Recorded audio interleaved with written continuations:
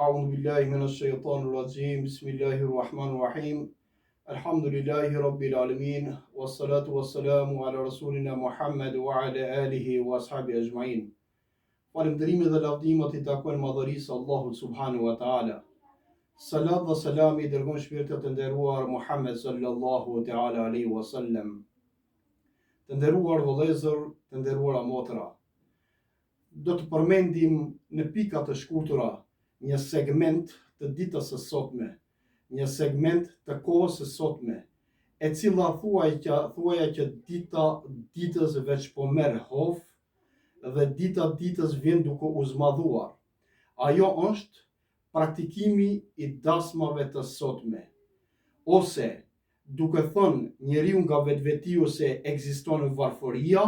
ndërsa nga ana tjetër nuk lëm anash luksozet të cilat na ndodhin në ditët e sotme, në dasmat tona të sotme. Të nderuar vëllezër, duke patur parasysh se në periudhën e pejgamberit sallallahu taala alaihi wasallam, gjithmonë shembull ishte Kur'ani famëlart, ishte fjala e Allahut subhanahu wa taala, ishte libri I shenjtë, por zakonisht ato praktikonin gjithmonë atë të cilën I edukonte vetë I dërguari ynë Muhammed alayhi salatu wassalam. Gjithmonë praktikonin atë të cilën I këshillonte vetë edukatori I vetë Muhammed sallallahu taala alaihi wasallam. Nuk duhet harrojmë se edhe ne duhet të kemi si shembull Muhammedin alayhi salatu wassalam, si simbol të vetëm të fesë islame, Kur'anin famëlart, librin e shenjtë të Allahut subhanahu wa taala. Nuk duhet harrojmë se edhe ne si besimtar duhet themi që elhamdulillah, Ti falenderojmë Allahut që Allahu na ka mundsuar që të lindim si besimtar musliman, të jetojmë dhe veprojmë si besimtar musliman, por edhe t'i lutemi Allahut që përfundimi ynë të jetë si besimtar I sinqert, si musliman I devotshëm dhe si musliman I mirë. Nuk duhet harrojmë se dasmat të cilat I përmenda në fillim janë të zmadhuara aq shumë sa që nuk kemi kontroll as pak nga vetvetiu, nga të afërmit ton, nga familjarët ton, nga shoqëria e afërt, nga shoqëria më e gjerë, edhe ashtu me radhë. Ku është qëllimi I fjalës dasmave të sotme? Nuk duhet harrojmë se aq shumë harxime të mëdha bëhen në kohët e sotshme, saqë njeriu nuk ja kap edhe mendja se prej nga ata të holla, prej nga ata para, dhe nuk mendon se me ata të holla apo me ato para mund që të shfrytëzohen në harxhim, në punë të hajrit dhe të mira. Nuk duhet harrojmë se një dasëm e sotme, e cila praktikohet dhe bëhet të një shtëpi e besimtarit muslimanit,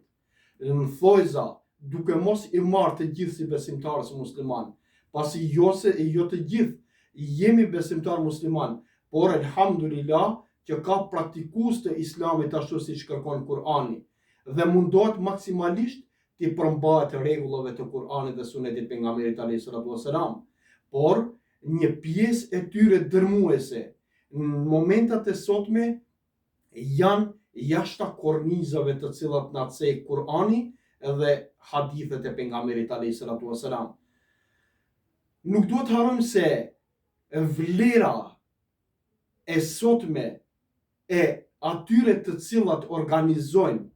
dasma apo dasmorave është në nivel aq të ulët sa që largojnë gjithë anësh atë të cilën e kërkon Allahu dhe largojnë gjithë anësh atë të cilën e ka thënë dhe e kërkon pejgamberi alayhi salatu wasalam, dhe shkon në hamendjen e ty, në atë të cilën e bën mendja e vetvetit, në atë të cilën e mendon nga krija e vet dhe e nxjerr një risi të cilën thotë që nuk ka problem se edhe kjo është e Islamit. Të nderuar vëllezër, nuk duhet harrojmë se në ditët e sotme, në përdasmat e sotme, bëhen harxime aq të mëdha, saqë me 10.000 euro harxohen në përdasma, duke mos llogaritur vetëm që t'i çon dëshirat e fëmijës së tij, e vlladit të tij, të cilën ja ka dhënë Allahu për me e mbrojtë dhe e ruajt si sytë e ballit, ndërsa ai e keqpërdor atë të cilën ja ka dhëruar Allahu i madhëruar. Si për shembull, aq shumë harxhohet në përdasma, sa që topanxhiu apo ai valltari apo muzikanti dhe ashtu me radhë kanë vlerë aq të madhe sa që as nuk bëjnë pazarllëke në ato momente madh, por pasi që ka emër ai i cili mshon topanëve, pasi që ka emër ai këngëtari, pasi që kanë emër një grup i valltarëve dhe ashtu me radhë, ata paguen në majme aq të mëdhaja, në të holla, sa që nuk mendon në të ardhmen se çka do t'i ndodh. Të nderuar besimtar, nuk duhet harrojmë se vajzat e sotme, gratë e sotme harxojnë në për salonet e frizurave dhe ashtu me radhë, të cilat nuk va dia dhe une emrat, aq shumë sa që do shkojnë do të lihen, do të shkojnë, do të harxojnë në lloj-lloj ngjyrosje të fytyrave të tij, në lloj-lloj frizurave të tyja, vetëm duke menduar që të duken sa më të bukura në përdarsma. Por fatkeqësisht bukuria është atë të cilën ja ka dhuruar Allahu subhanahu wa taala. Bukuria e djalit, bukuria e vajzës, bukuria e meshkujve apo grave,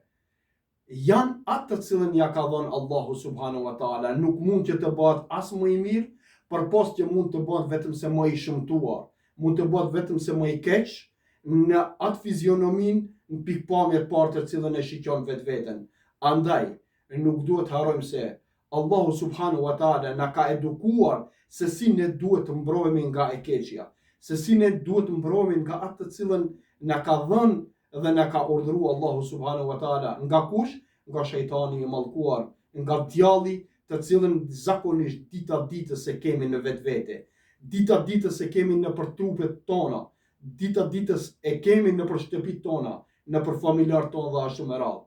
Nuk duhet harrojmë se kur është në pyetje muzikanti, kur është në pyetje valltari, kur është në pyetje ai i cili mshon lodrave topani dhe ashtu me radhë, ka çmim aq të lartë sa që kur vjen ai i cili duhet ja kryen dhe zbaton urdhrat e Kuranit, apo ai i cili është përpik vetëm se për fjalë të Allahut të Kuranit, në pika të shkurtra, do me thonë hoxhallart, atëherë ata nënvlerësohen dhe thonë se ja shif hoxha me njëherë bën pazar. Kur t'ja kërkon një teolog, një person i cili ja shpjegon islamin, një 200, 150 apo se disa shembull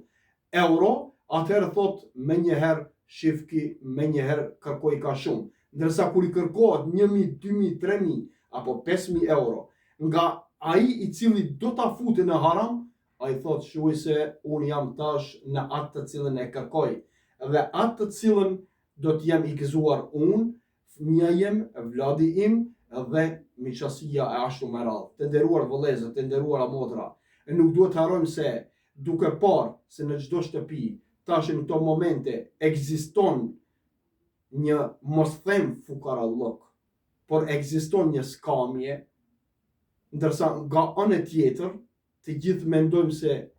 mund që t'i përballojmë gjithë shkajt, por është nga ajo të cilën na ka dhuruar Allahu subhanahu wa taala. Gjithë atë pasuri, por edhe gjithë atë varfëri të cilën na ka dhuruar është nga Allahu subhanahu wa taala. Ta shfryzojmë atë pasuri edhe ta shfryzojmë atë varfëri në atë mënyrë ashtu siç kanë jetuar edhe në periudhën e pejgamberit alayhis salam. Nuk duhet të harrojmë se ne jemi në shekujt shumë përpara tash në këtë kohë. Mirë po, çdo gjë e ka vendin e vet, çdo gjë e ka pikën e vet, edhe ashtu me radhë. Andaj, kur Allahu subhanahu wa taala thot al-malu wal-banun zinatul hayatud dunya,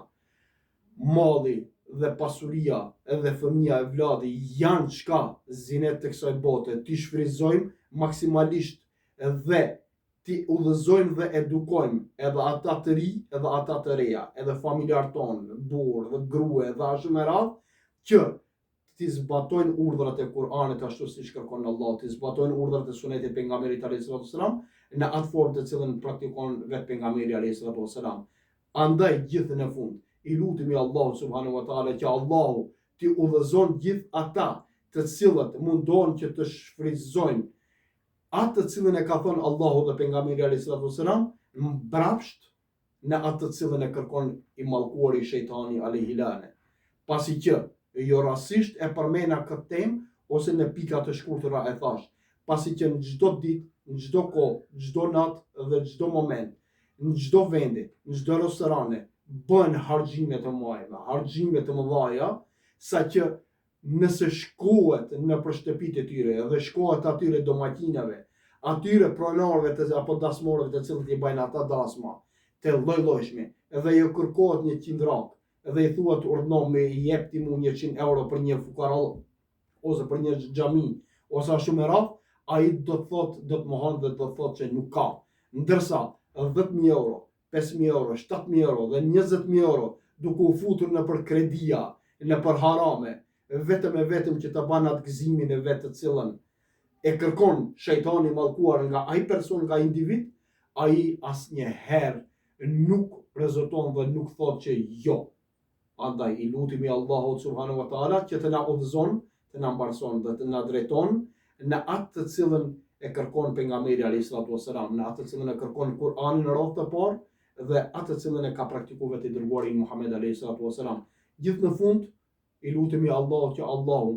që në radhë të parë nga vetvetiu filloj, po edhe familjarët e mi, po edhe nga gjithkush, shoqëria ime më e afërt dhe gjithë si besimtar, duke u bazuar në fjalën el ulema warathatul anbiya, dietarët janë zëvendësit e pejgamberit, të respektohen ata zëvendës, respektohen ata dietar ku gjithmonë e folin hakun, e thon hakun dhe mundohen dhe luftojnë për fjalën e Allahut për hakun dhe asnjëherë të mos kesh përdoren fjalët e hakut, por le të dihet se gjithçka është në një nijet të pastër nga